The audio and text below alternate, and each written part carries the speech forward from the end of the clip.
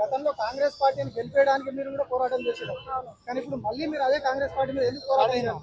మేము కాంగ్రెస్ పార్టీని గెలిపించుకున్నదే 2 లక్షల ఉద్యోగాలు ఏడాది లోపే ఇస్తామని చెప్పి, ఇంకొకటి నిరుద్యోగ భృతి ఇస్తామని చెప్పి, అలాగే 6 గ్యారంటీలను అమలు చేస్తాం. మా ఇంట్లో ఉన్న వాళ్ళకు కూడా 6 గ్యారంటీలు అమలు చేస్తే వాళ్ళకు కూడా లబ్ధి జరుగుతుంది. కాబట్టి ఇలా ప్రతి ఒక్కరికి న్యాయం జరుగుతుంది అన్న కోణంలో వాళ్ళని గెలిపించుకున్నాం. కానీ ఈ రోజు అదే ప్రభుత్వంలో ఇంత నష్టపోతున్నాం కాబట్టి ఎలా అయితే గెలిపించినామో ఆ ప్రభుత్వాన్ని అలాగే గద్దె దింపడానికి మేము సిద్ధపడ్డాం.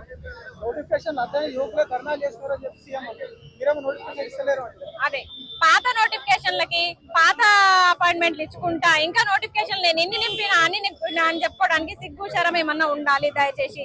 ఎందుకంటే మీరు ఉద్యోగాలు ఇస్తే నోటిఫికేషన్లు ఇస్తే మేము ఇట్లా రోడ్ల పైకి ఎందుకు వస్తాం? చదువుకుంటా కూర్చుంటాం కదా. ఈ రోజు ఎందుకు కూర్చుంటాం? ఇట్లా ఈ రోజు ఎందుకు ఇట్లా బరిలోకి దిగుతాం?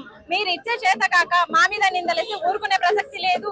నిరుద్యోగులందరూ రోడ్డుకి ఎక్కుతారు. ఎక్కిన ఆల్రెడీ ఇంకా మీకు చాలా చాలా తగులుతాయి ఎదురు దెబ్బలు, తట్టుకోవడానికి సిద్ధంగా ఉండండి.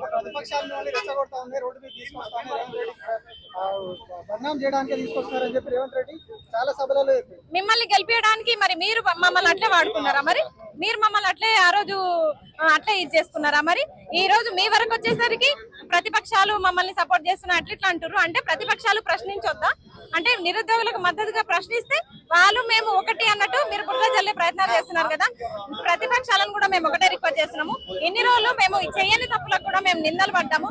దయచేసి ఇప్పటి నుంచి అయినా మీరు నిరుద్యోగుల పక్షాన మాట్లాడండి. దయచేసి నిరుద్యోగులకు మద్దతు ఇస్తున్నామని చెప్పండి. అన్ని పార్టీలను కూడా నేను కోరుకుంటున్నా. ఒక నిరుద్యోగిగా నేను అడుగుతున్నా, మీ పార్టీల నుంచి మీరు బీఫామ్ చాలా మందికి ఇచ్చిన్నారు.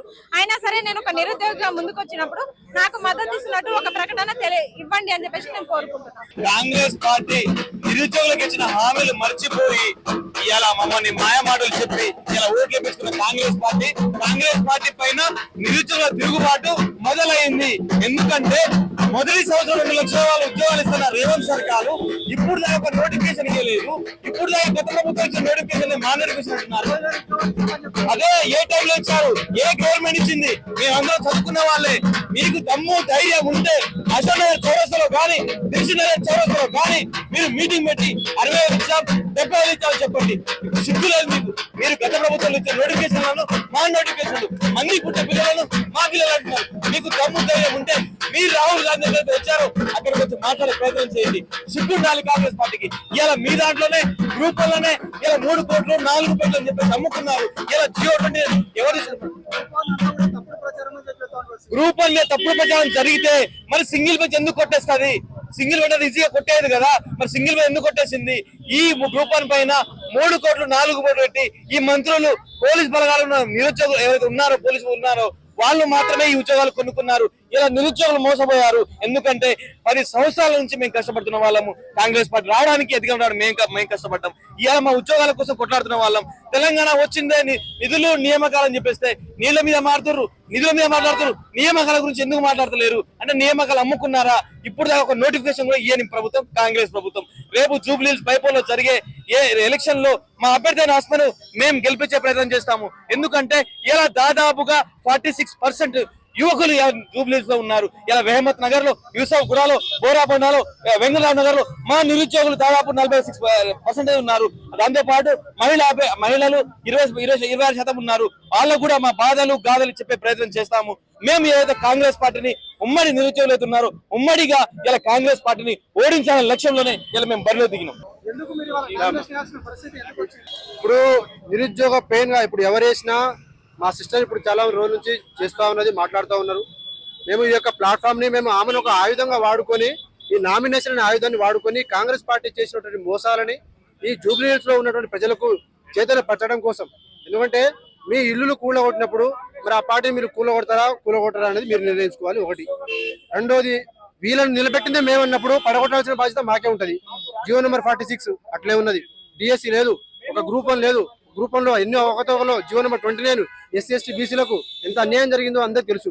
గ్రూప్ 1 అంతా కూడా ప్రతిపక్షాల తప్పుడు ప్రచారం, అందులో ఎట్లాంటి తప్పిదాలు జరగలేదని ముఖ్యమంత్రి పదే చెప్తారు. మరి సింగిల్ బెంచ్ జడ్జి ఇచ్చినటువంటి జడ్జిమెంట్ ఇచ్చినటువంటి జడ్జి కూడా ఆయన కూడా అదేనా? ఆయన కూడా ఒక పెయిడ్ ఆర్టిస్టేనా? మరి ఆయనకు కామన్ సెన్స్ ఉండాలి కదా ఆయనకు. ఇప్పుడు అందుకనే మదం ఎక్కి పైన కూర్చున్నోడికి కింద దింపితే గానీ ఆయన మదం దిగిరాదు. ఆ యొక్క దింపడం కోసం ఇక్కడ వచ్చినాం మేము. ఇక్కడ ఎవడైనా ఉండని, ఎంత పెద్ద రెడ్డి, ఎంత పెద్ద రౌడీ అయినా ఉండని, ఎంత పెద్ద గుండా అయినా ఉండని, మేము తెలంగాణ సమాజాన్ని మేల్కొల్పిన వాళ్ళం. తెలంగాణ సమాజాన్ని మేము ఒక రాజకీయ పార్టీనే మేము కింద పడగొట్టిన వాళ్ళం. అలాంటిది వీళ్ళ శక్తి ఎంత, ఈ పార్టీ ఎంత, 2 సంవత్సరాలను వీళ్ళకి ఏ స్థాయిలో చుక్కలు ఆ స్థాయిలో చుక్కలు చూపెట్టినాం. ఎందుకు? మాకు 23 నెలలు ఒక్క నోటిఫికేషన్ లేదు. 23 నెలలు అవును, నోటిఫికేషన్ ఎక్కువైనాయి కాబట్టి ఇప్పుడు మేము ఏం చేస్తున్నామంటే, నోటిఫికేషన్ ఎక్కువైపోయినాయి, నువ్వు ఇచ్చి అలసిపోయినావు, మేము రాసి అలసిపోయినాము, ఉద్యోగాలు చేసి అలసిపోయినాము. పేరెంట్స్ కూడా నోటిఫికేషన్ బాగా చదివి జాబులు వచ్చేసినాయి, పెళ్లిళ్ళు చేసుకోమని చెప్పేసి మమ్మల్ని పంపిస్తే మేము అంతా ఇంతమంది ఇక్కడ వచ్చి మళ్ళీ ఎండలో మేము ఈ ప్రభుత్వాన్ని పడగొట్టడానికి వచ్చినాం. కాబట్టి మేము ఒకటే అనుకుంటున్నాం, ఇప్పుడు జూబ్లీస్ అడ్డా నిరుద్యోగుల అడ్డా అవుతుంది. ఇది గుర్తుపెట్టుకో. మొత్తం తెలంగాణ సమాజం మొత్తం స్వచ్ఛందంగా వచ్చి ఇక్కడ కదిలి ప్రచారం చేసి ఈ కాంగ్రెస్ పార్టీని మట్టు కనిపించిన రోజు మా శక్తి ఎంతో, మా దమ్మెందో అప్పుడు అర్థమవుతుంది. మేము తెలంగాణ సమాజంలో ఉన్నటువంటి ప్రతి నిరుద్యోగిని మేల్కొల్పి అందరం మీద వచ్చి స్వచ్ఛందంగా ప్రచారం, ఏదో పైసలు ఇస్తేనో బీరు బీదానికనో దానికి ఆశపడి ఇక్కడ వచ్చి ప్రచారం చేయం.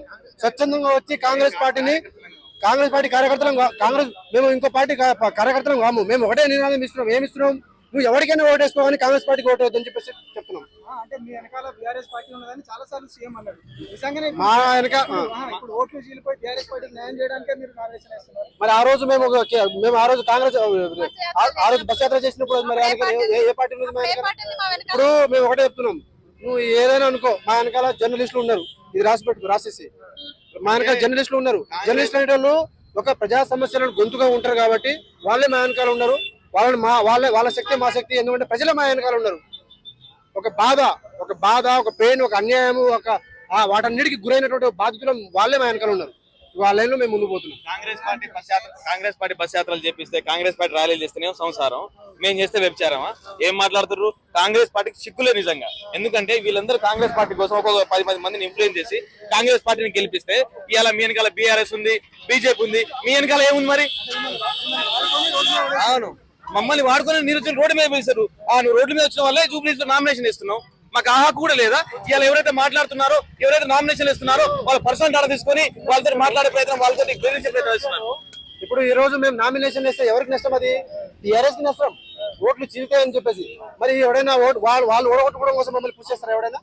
మరి ఇది కూడా, ఈ రాజకీయం కూడా నీకు రేవంత్ రెడ్డికి అర్థం కాకపోతే ఆయన ముఖ్యమంత్రి ఎట్టయిండో?